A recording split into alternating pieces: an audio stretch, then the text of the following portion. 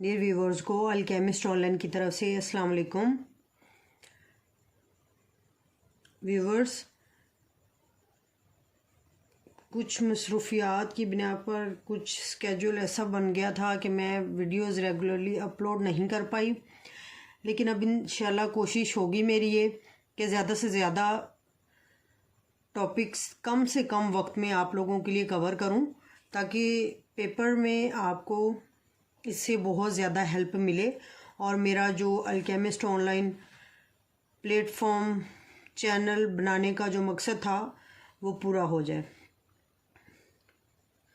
इसमें थोड़ा सा हिस्सा आपने भी इस तरह से डालना है कि वीडियोस में जो लेक्चर्स आप लोगों के साथ शेयर किए जाते हैं, कोशिश करें कि उनको अपने फ्रेंड्स और फैमिली में जो 9th-10th के स्टूडेंट्स हैं उनके साथ लाजमी शेयर करें, क्योंकि इससे का मकसद कि हर उस बच्चे तक ये लेक्चर पहुँचे जो घर में बैठकर केमिस्ट्री को समझ कर पढ़ना चाहते हैं, ये पूरा हो सके। और ये काम आप लोगों के साथ के बिना पूरा नहीं हो सकता। तो मुझे सपोर्ट करने के लिए, लाइक करने के लिए और वीडियोस को देखने के लिए थैंक यू सो मच। अपने टॉपिक की तरफ आते हैं। तो आज हमने 10th क्लास का पीएच स्केल स्टडी करना है। पीएच स्केल पढ़ने के बाद आप लोग इस पूरी वीडियो को अगर आप लोग देखते हैं तो इस काबिल हो जाएंगे कि आप पीएच स्केल को डिफ़ाइन कर सकें। एसिडिक और बेसिक सॉल्यूशन की पीएच क्या होती है वो याद रख सकें। सॉल्यूशन एसिडिक जो होता है उसकी पीएच किस रेंज में होती है, जो सॉल्यूशन बेसिक होता है उसकी पीएच किस रेंज में होती है। ये सब बातें इंशाल्लाह इस लेक्चर के ख़त्म होने तक आपको हमेशा के लिए जहन नशीन हो जाएंगी। आए अपना टॉपिक स्टार्ट करते हैं। पीएच स्केल को पढ़ने से पहले इसको ड्राइव किस तरह से किया गया है, पीएच को किस तरह से बनाया गया है, पीएच का एक्सप्रेशन किस तरह से ड्राइव किया गया है, उसके कुछ बेसिक स्टेप्स को समझने की कोशिश करते हैं। हाइड्रोजन आयन की जो कंसंट्रेशन होती है वो पीएच स्केल का बेसिक लिया गया था। हाइड्रोजन आयन की कंसंट्रेशन लेते कहाँ से हैं? पानी से। पानी जो होता है इसकी सेल्फ आयनाइजेशन होती है। पानी H2O वाटर की सेल्फ आयनाइजेशन भी होती है और इसकी ऑटो आयनाइजेशन भी होती है, यानी ये खुद से ही आयंस में तब्दील हो सकता है। इसको इस तरह से लिखेंगे, वाटर की जब सेल्फ आयनाइजेशन होती है तो ये तब्दील हो जाता है hydrogen ion and hydroxide ions में। ये वो दो आयंस हैं जिनके मिलने से पानी बनता है और सेल्फ आयनाइजेशन में पानी दोबारा इन दोनों आयंस में तकसीम हो जाता है। अगर इस रिएक्शन के लिए इक्विलिब्रियम कांस्टेंट का एक्सप्रेशन लिखें तो इस तरह से होगा कि प्रोडक्ट्स ऊपर लिखेंगे, प्रोडक्ट की मोलर कंसनट्रेशंस जो हैं या कह लें कि इनके एक्टिव मासेस ऊपर लिखे जाते हैं। रिएक्टेंट की कंसंट्रेशन, एक्टिव मासेस जो होते हैं इनको नीचे लिखा जाता है। इक्विलिब्रियम कांस्टेंट है वाटर की सेल्फ आयनाइजेशन का। वाटर के अंदर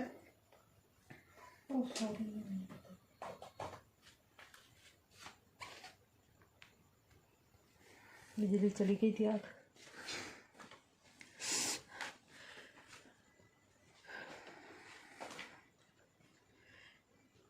पानी की कंसंट्रेशन हमेशा कांस्टेंट रहती है, इसलिए इस एक्सप्रेशन को इस तरह से हम चेंज कर सकते हैं कि इक्विलिब्रियम कांस्टेंट को मल्टीप्लाई कर दें, वाटर की एक्टिव मास को दूसरी तरफ ले जाकर इक्विलिब्रियम कांस्टेंट से मल्टीप्लाई करने के बाद इस इक्वेशन की सूरत इस तरह से बन जाएगी कि Kc multiply active mass is equal to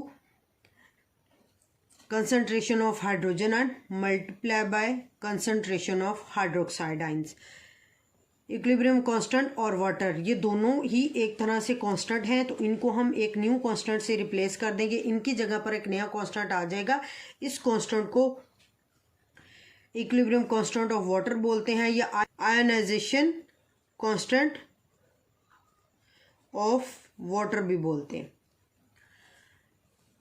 KCH2O इन दोनों का हासिले ज़रब, इसकी जगह पर हमने वाटर का आयनाइजेशन कांस्टेंट लिख दिया है।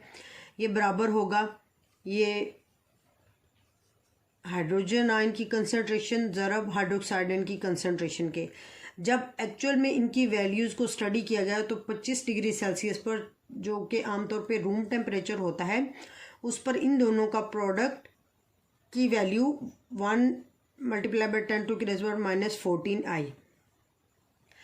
अब पानी के अंदर, पानी जब आयोनाइज होता है तो उसके अंदर एक ही हाइड्रोजन आयन बनता है, साथ ही साथ एक हाइड्रोक्साइड आयन बनता है।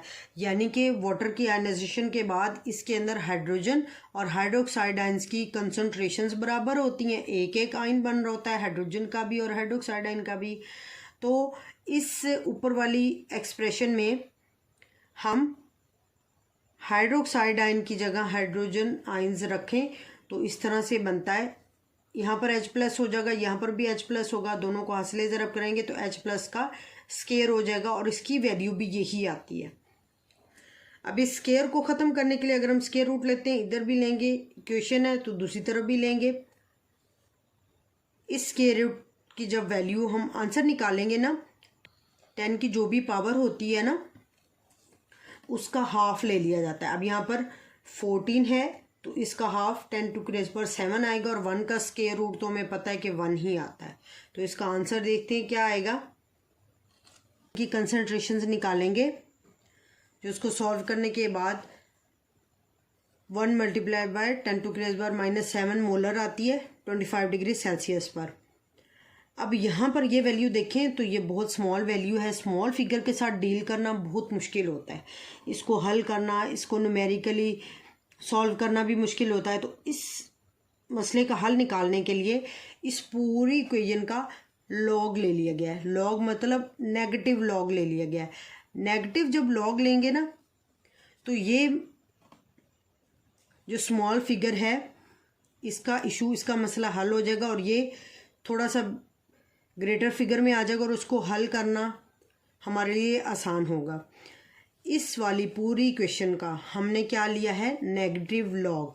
और जो नेगेटिव लॉग होता है ना किसी भी चीज़ का, उसको p से, स्मॉल p से रिप्रेजेंट करते हैं, लिखते हैं। नेगेटिव लॉग जब किसी भी चीज़ का लेंगे तो आप उसके साथ स्मॉल p लिखेंगे।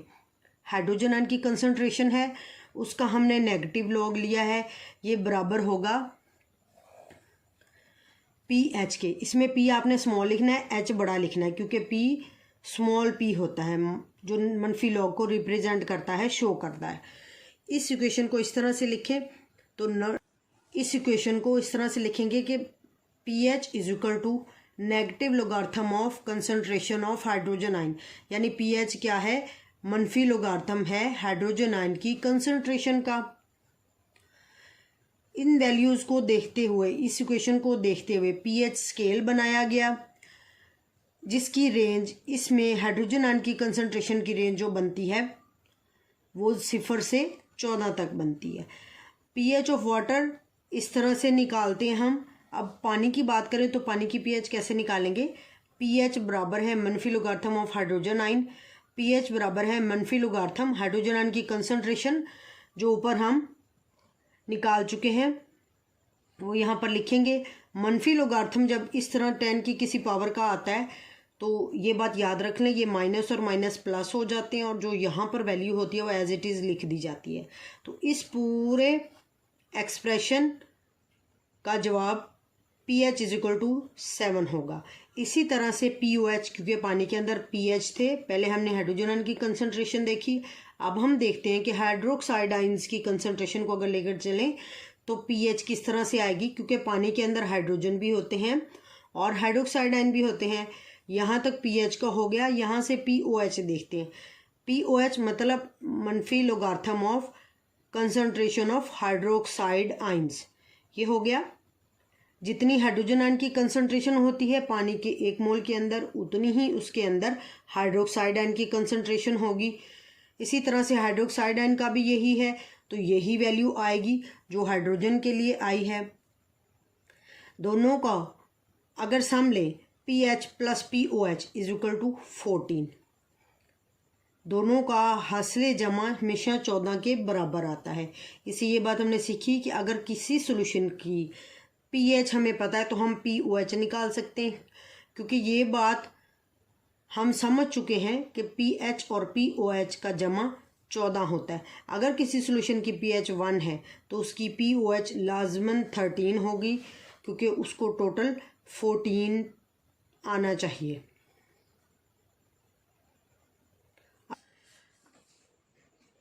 pH की वैल्यू भी 0 से 14 तक है, POH की वैल्यू भी 0 से 14 तक है, लेकिन जिस वक्त pH 0 होगी उस वक्त POH 14 होगी। 0 और 14 इस तरह से, क्योंकि 0 + 14 = आएगा 14। ये ज़रूरी है कि ये जो पेयर है pH और POH, इनका जब सम आए, जब इनको जमा किया जाए तो आंसर 14 आना चाहिए। इसलिए जिस सॉल्यूशन की pH 0 होगी उसकी 14 होगी।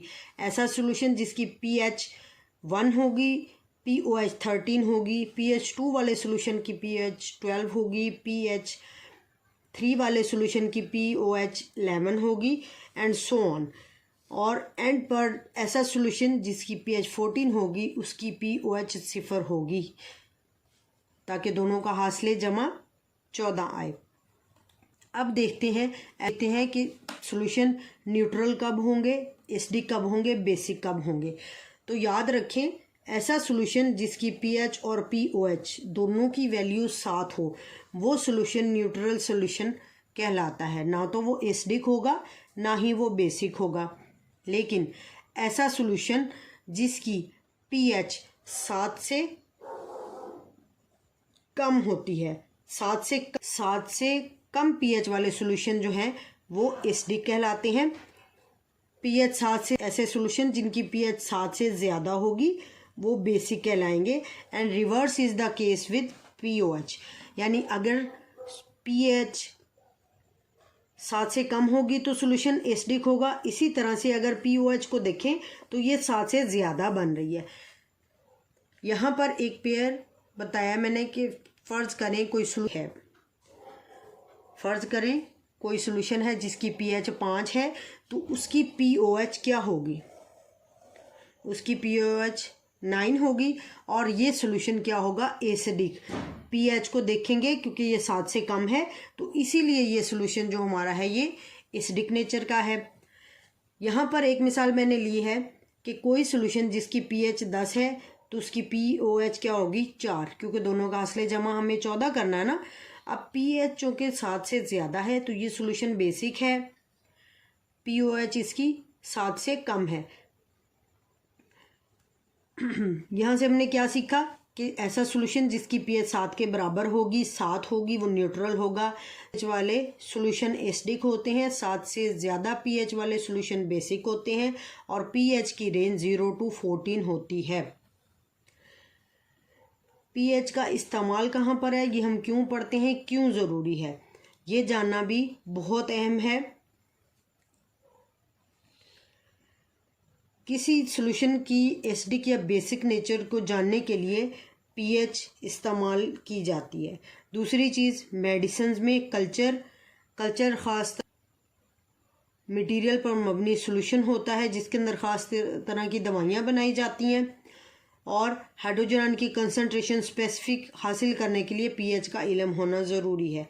तीसरा जो इस्तेमाल है pH का, जो यूज़ है कि रिक्वायर्ड कंसंट्रेशन जो होती हैं, मतलूब कंसंट्रेशन के सॉल्यूशन को बनाने के लिए pH का इल्म होना ज़रूरी है। हर सॉल्यूशन, हर रिएक्शन जो हम कर रहे होते हैं, वो लेबॉर्ट्री में हो या कमर्शियल लेवल पे हो, उस सॉल्यूशन में एक मखसूस pH का मेंटेन होना बहुत ज़रूरी है। स्पेशली जब कोई मेडिसिन बनाई जा रही हो, का रोल बहुत अहम हो जाता है। तो इसीलिए इसका इस्तेमाल बहुत वास्ट है, बहुत वसी है।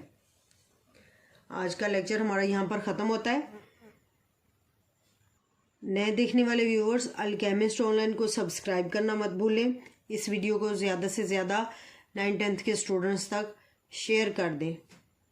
Thank you so much. अपना और अपने प्यारों का ख़ास ख्याल रखें। अल्लाह हाफिज़।